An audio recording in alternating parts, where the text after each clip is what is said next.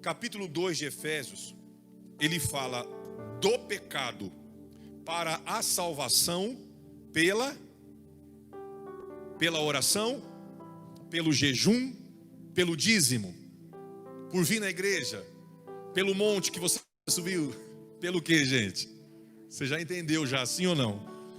Então nós somos salvos pela graça de Deus. Aí ele fala assim: Ele, Jesus, vos dará ou vos deu?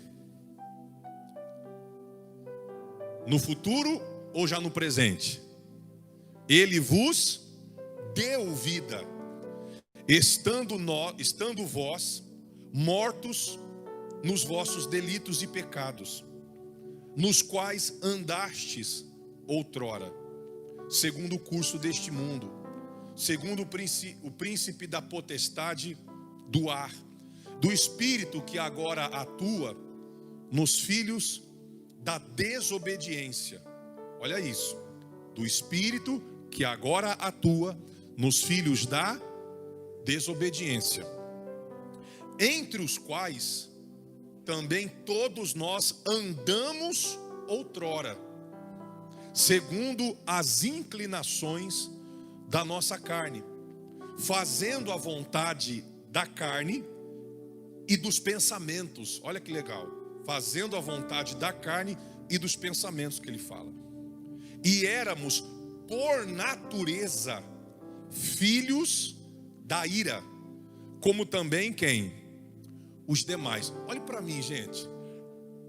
Vamos entender a palavra. Aqui, Cristo já havia morrido e ressuscitado, sim ou não? Sim.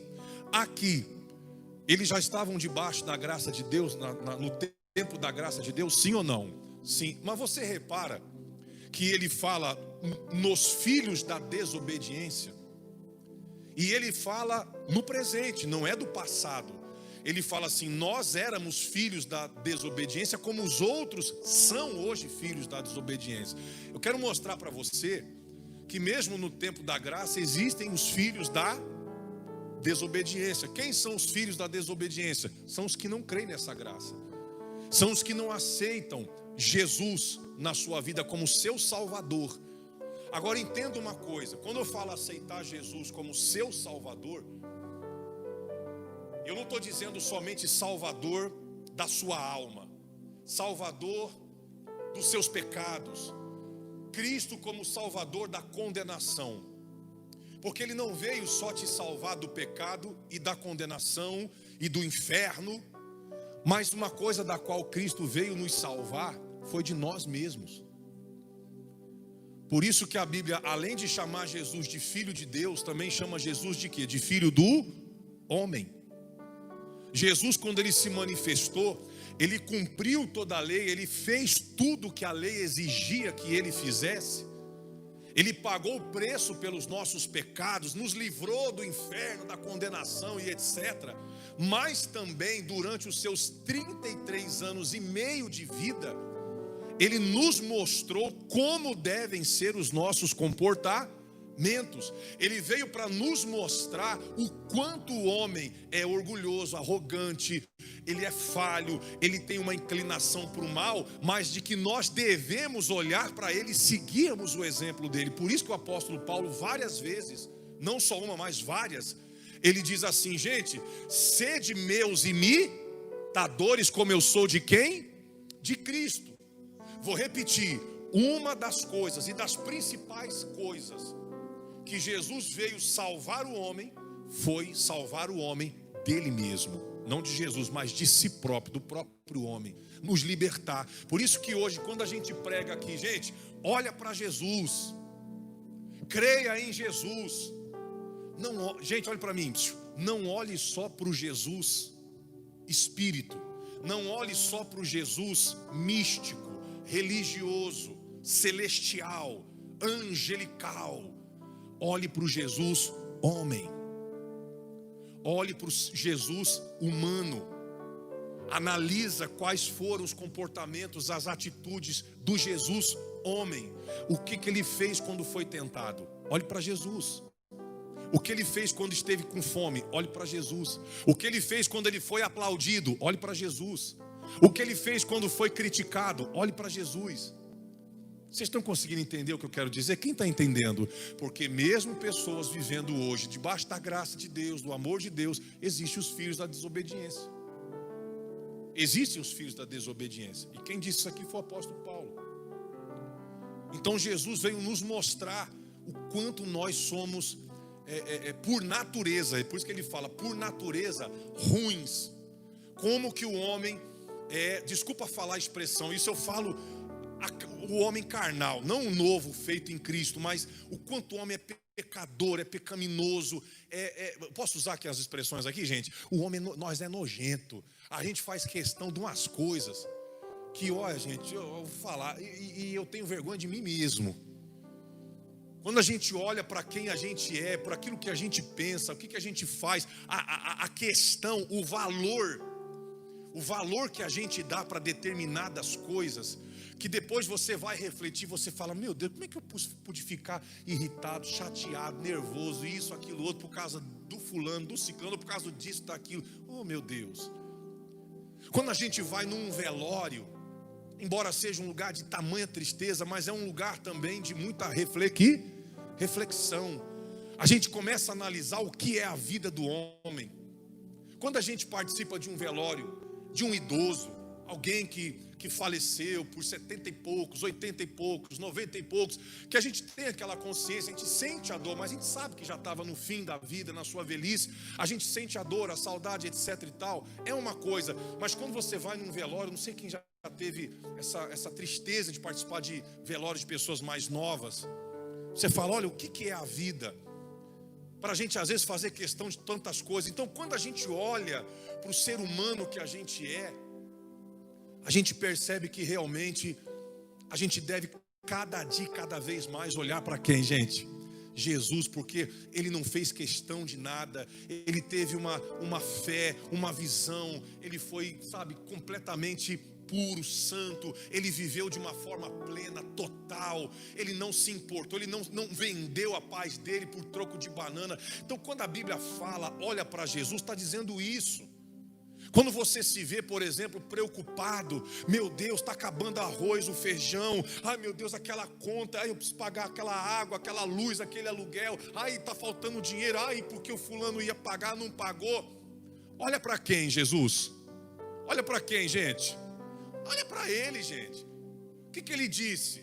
Não andeis, olha para ele. Então não é só você dizer, Jesus me ama, eu sou amado, perdoado, remido, santificado, limpo, lavado, amém, glória a Deus, Jesus ele. Não, olha para ele. Ao invés de ficar ansioso, olha para ele, o que ele fez. Quando se deparou com pessoas que estavam preocupadas com coisas da vida, ele disse, não andeis ansiosos. Ele pegou os discípulos, fez assim, olha lá para os montes, está vendo os lírios, como é coberto, o monte é coberto. Olha só, se o Pai veste uma montanha de terra com esses lírios, com mais lírios, nem Salomão se vestiu assim, que dirá mais vós? Está vendo? Ó o passarinho, ó o pardal ali voando, está vendo? Ele planta, os discípulos não, ele colhe, ele ajunta em celeiro, não. Então, cara, se o Pai cuida do passarinho que não planta, não colhe, não ajunta, não vai cuidar de vocês? Diga assim comigo, Jesus é lindo, gente. É isso que eu falo. Olhe para Jesus. Olhar para Jesus é isso, gente. Só que mesmo estando vivendo debaixo dessa tão maravilhosa graça, há os filhos da desobediência, há os filhos rebeldes. Só que ele fala aqui, dos quais nós fazíamos parte. Quem aqui pode dizer amém? Mas não falar por falar, mas por você ter consciência de que você fazia parte deles. Mas hoje não faz mais, né? Hoje você não faz mais. Você falha, você erra, sim. Você peca, você erra o alvo, às vezes faz o que não devia fazer, não faz o que deveria fazer, sim. Há quem diga, eu não sou pecador. Ué, João não disse?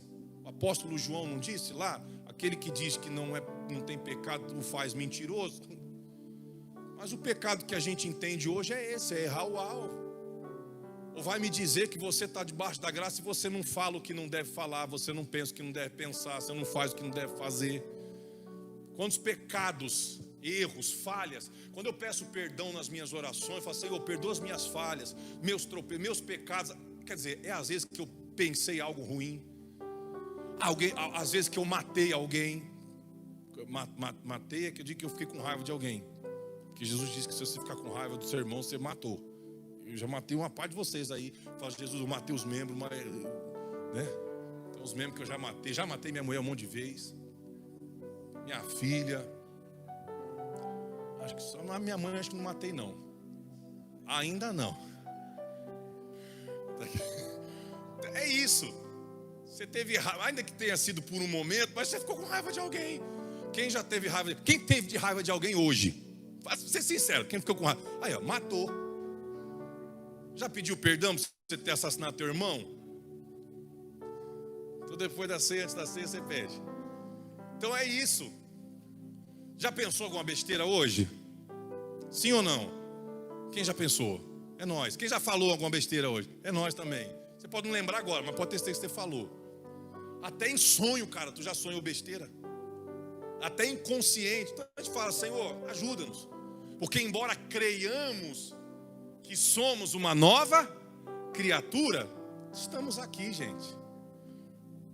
É como Paulo diz, né? Aquilo que eu quero fazer, não faço. O bem que eu quero, não faço. O mal que eu não quero, eu faço. Ô, maldito homem que sou. Ele disse isso.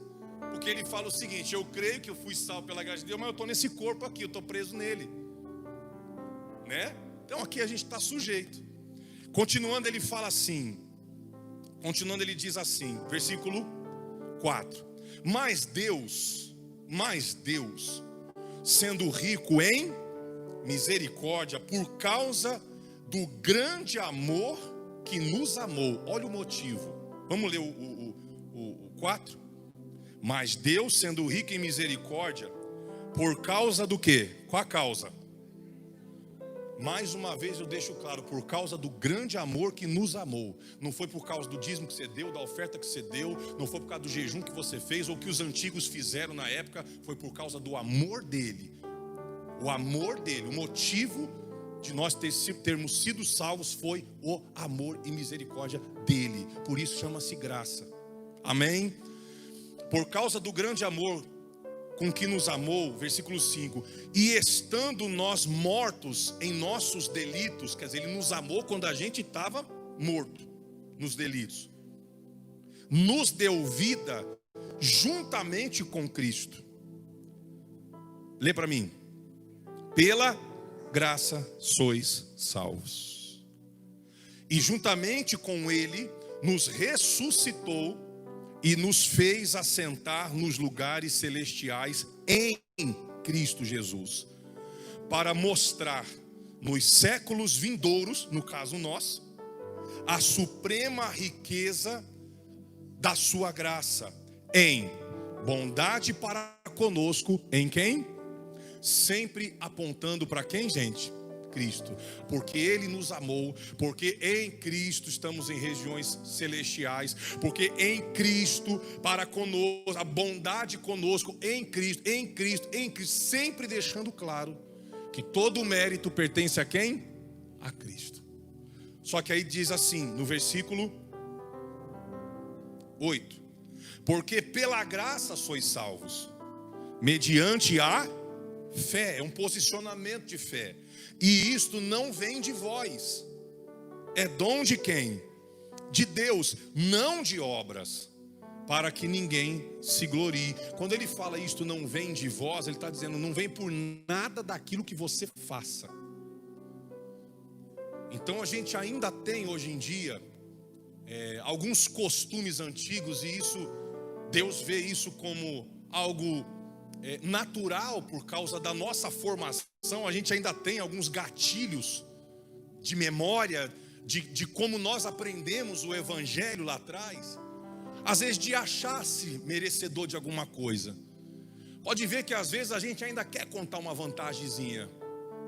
Sim ou não, gente? A gente ainda encosta às vezes em um irmão para falar, porque eu fiz uma oração, menina, olha, Deus me atendeu.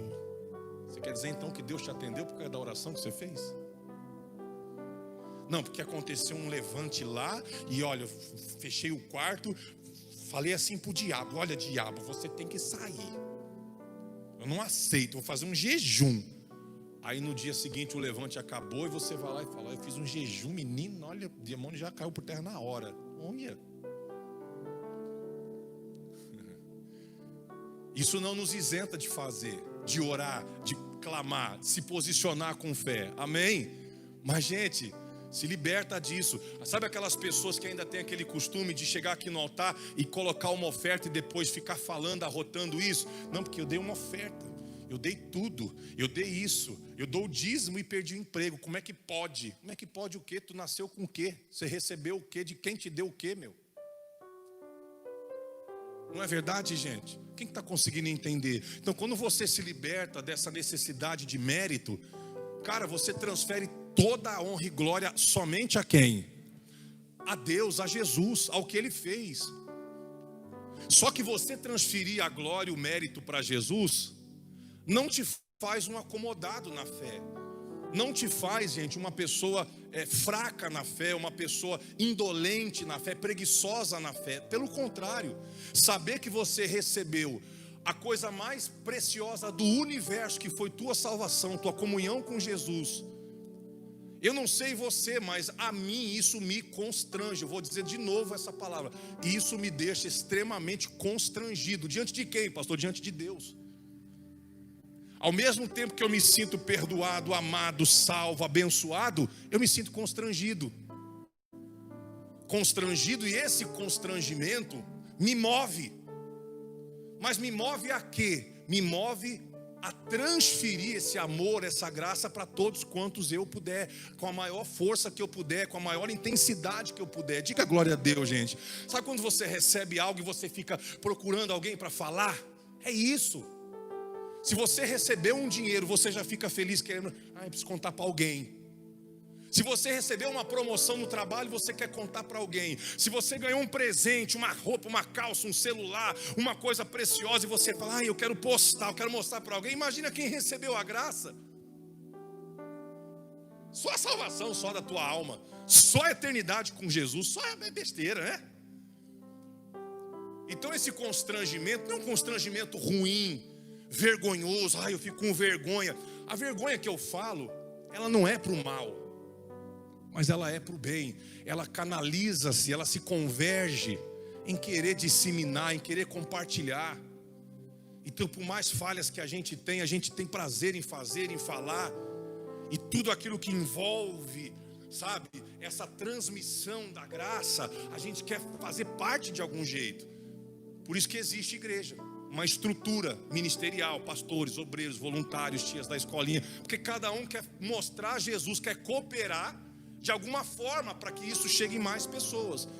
Então, poxa, deixa eu varrer aqui a igreja, limpar a igreja, porque vai vir gente aqui falar de Jesus. Então eu quero que as pessoas que vierem ouvir esse evangelho, elas se sintam bem, confortáveis. Então a tia da escolinha, ela ora, ela pede a Deus uma sabedoria, ela vê uma aulinha especial, porque, poxa, vão vir crianças que vão ouvir falar desse amor, dessa graça. Então quem está no estacionamento também faz a mesma coisa. O membro da igreja também, ele é dizimista, ele é ofertante, não por obrigação, mas porque ele fala, poxa, que legal, estou dando R$50 aqui, e esses R$50 está ajudando o pastor a pregar a palavra no YouTube, no evangelho, vai ajudar lá a comprar pilha pro microfone, a luz, o aparelho. Então quem recebe isso fica constrangido, mas um constrangimento que move ele a querer espalhar isso. Posso ouvir um glória a Deus aí, gente? Então se você começa a pensar e viver nisso, tu fica assim, que nem o Chaves quando ganha um lanche de presunto, Isazi, Jesus, a graça aí. É ou não é? Você quer? É isso. Isso nos move. Mas não que nós nos tornemos merecedores. Você sai do ambiente de mérito, de fazer para ter, de fazer para ter. E você vai para um ambiente de fazer porque eu fui, de fazer porque eu sou. Diga glória a Deus, gente. Por isso que domingo nós exortamos a igreja. Quem estava aqui domingo ouviu a mensagem no YouTube? Exortamos sobre continuar orando, jejuando, dizimando, ofertando. Porque quando nós fazíamos isso com a motivação errada, né? Fazíamos com alegria, às vezes até constrangidos. Orávamos, jejuávamos, dizimávamos, às vezes até com medo. Vou dar porque não, o devorador vai tomar. E não fez falta. Não morremos de fome porque jejuamos. Quantos que jejuaram aqui e saíram do jejum renovado? Quem já jejuou aqui e saiu do jejum fortalecido? O que caiu em você, gente? Nada. E olha que muitos de vocês jejuaram como nós. Já jejuamos para quê? Para expulsar o demônio do filho. Já jejuamos para expulsar o demônio do marido. Tem uns demônios tem uns maridos que não se libertou, mas né, as mulheres estão jejuando ainda. Das mulheres também. Jejuamos para arrumar emprego, jejuamos para tanta coisa que não tinha nada a ver o jejum para essas coisas, né? E fizemos, dizimamos. Pegávamos o envelope, separávamos ali o dízimo.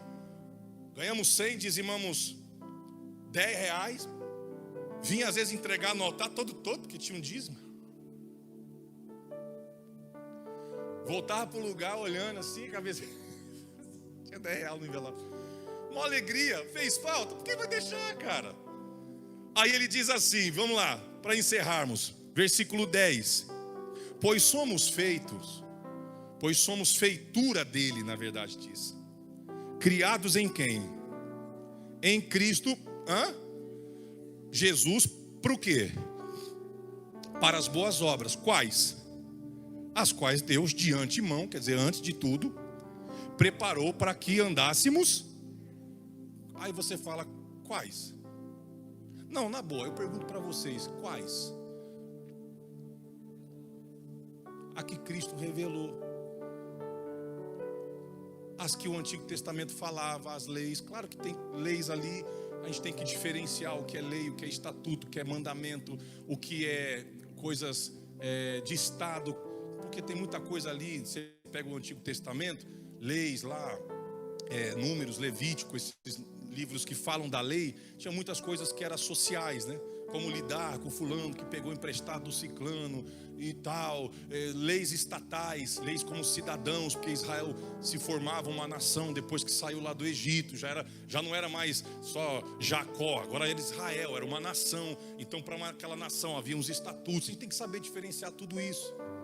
Mas as leis dos bons comportamentos, os costumes bons, diga glória a Deus, gente, no sentido espiritual, no sentido social, no sentido ministerial. Olhe para mim, grava essas três coisas, gente. Existem obras que nós temos que observar, não são leis, nem ordenanças, são obras, comportamentos, que nós temos que observar no campo espiritual, oração, leitura bíblica, vida com Deus. Existem obras que nós temos que observar no sentido social, a como tratar, como lidar com outras pessoas de diferentes temperamentos. E existem questões ministeriais, responsabilidades na obra, zelo da obra, amor, paixão pela igreja, pela instituição. A gente tem consciência de que a igreja são vocês, não são as cadeiras, mas a igreja se reúne aqui, nessas cadeiras dos prédios. Então não é porque a igreja sou eu que eu vou deixar a cadeira da igreja mofando, né? Eu sei que a cadeira não é a igreja sou eu, mas a igreja senta na cadeira.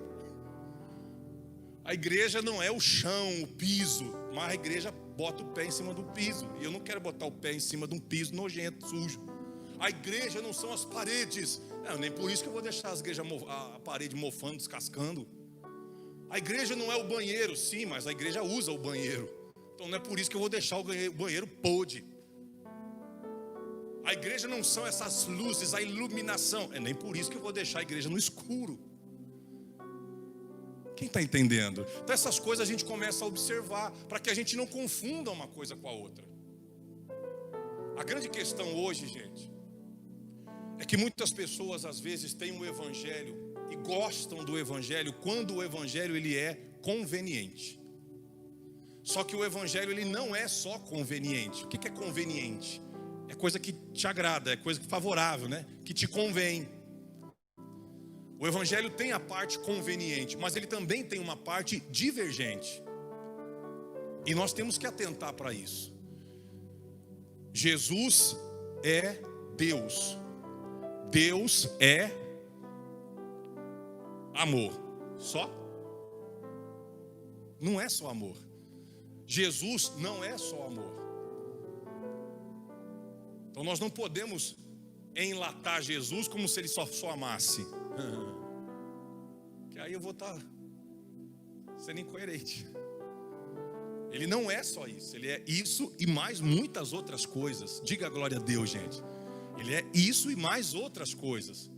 E que a igreja, como eu falei no domingo, a igreja como sendo representação do reino, como sendo representação do reino de Deus, como sendo a imagem de Cristo, o bom perfume de Cristo, temos que exalar o quê? O amor e as outras coisas. E não enquadrarmos somente uma coisa. Nós não podemos gostar do evangelho, gente, só quando ele é conveniente. Quando, isso aí eu gostei, porque Jesus me amou, me perdoou. Eu errei, mas a Bíblia diz que eu já sou perdoado em Cristo. Glória a Deus. Opa, peraí. Esse é o evangelho conveniente, a parte que me toca, a parte que eu gosto, do ser amado, do ser salvo, do ser santificado, isso aí é da hora. Mas tem a parte divergente também, querido. Porque a cruz, a Bíblia diz que fomos crucificados com ele. Se a gente morreu com ele, por que a gente tem coisa em nós que está viva ainda? Se morreu, morreu. Tem a parte divergente. Então nós somos totalmente a favor do evangelho conveniente, mas que também é divergente. O evangelho que fala de arrependimento, ou é o evangelho que fala de renúncia, de abrir mão, de vontades suas. Por isso que eu disse lá no comecinho, olha para quem? Olhar para Jesus é isso. Porque Jesus, a Bíblia diz que lá no jardim ele disse: Pai, se possível afasta de mim esse, mas que seja feita a tua. Quando o pregador, seja eu ou qualquer outro, fala olha para Jesus, olha para esse comportamento. Porque Jesus disse assim, eu queria fazer uma coisa, mas eu vou fazer o que o Senhor quer que eu faça. Essa é a parte divergente do evangelho. Vocês estão conseguindo entender, gente? Essa é a parte divergente. Então, o conveniente é quando ele faz por você, ele fez por você. O divergente é quando você também tem que se posicionar. O evangelho não é manco. Ele não fala só de uma coisa só, de uma virtude só de Cristo. Ele fala de todas. É isso que nós temos que observar. Então uma igreja madura, uma igreja forte, uma igreja edificada, é a igreja que recebe a conveniência do evangelho, o amor, a graça, o perdão, a misericórdia, a salvação, mas que também entende a divergência, os pontos divergentes do evangelho, os pontos de confronto. Diga comigo, pontos de confronto. Porque tem horas que o evangelho faz isso com você. Quando a gente fala, olha para Jesus, cara, tem horas que se você olhar para Jesus, às vezes você fala assim, nossa, hoje eu não vou nem olhar, porque se eu olhar para ele eu vou ter mais vergonha ainda. Entende o que eu quero dizer? Tem horas que você fala assim, eu sei que eu tenho que olhar, mas se eu olhar, porque olhar para Jesus é se comparar a ele, né? E você ouvir que você é igual a Jesus, cara, é muito gostoso. Deus, gente, vê, quando olha para você, vê Jesus. Tá, e o próximo? Quando olha para você, vê quem? Hello. O Pai vê Jesus. E o mundo? E quem está aí do seu lado vê quem? Aí a questão. Então o conveniente é falar que Deus vê Jesus através de você ou em você. Amém? O divergente é falar o que o mundo está vendo. Você fala assim, ixi, deixa isso para lá. Então aprenda que o evangelho, ele é favorável a nós, totalmente. Mas ele nos desafia a mudarmos, a melhorarmos a cada dia. Como? O que eu tenho que fazer? Olhando para Jesus, olhando para Ele, como Ele foi, o que Ele fez, quem Ele é. O Jesus espiritual, o místico, o Deus Jesus, aquele que compõe a Trindade, o divino, Salvador de todo homem, mas o Filho do Homem também, que se comportou da maneira como Ele quer que nós nos comportemos. Amém, igreja? Amém, igreja? Levante a tua mão direita onde você está, se você crê nessa palavra. Se você não crê, não levante não. E diga assim: meu Deus, obrigado pela tua palavra, e que eu seja cada dia e cada vez mais parecido com Jesus. Amém e amém. Aplaudam o nome dele em nome de Jesus. Glória a Deus.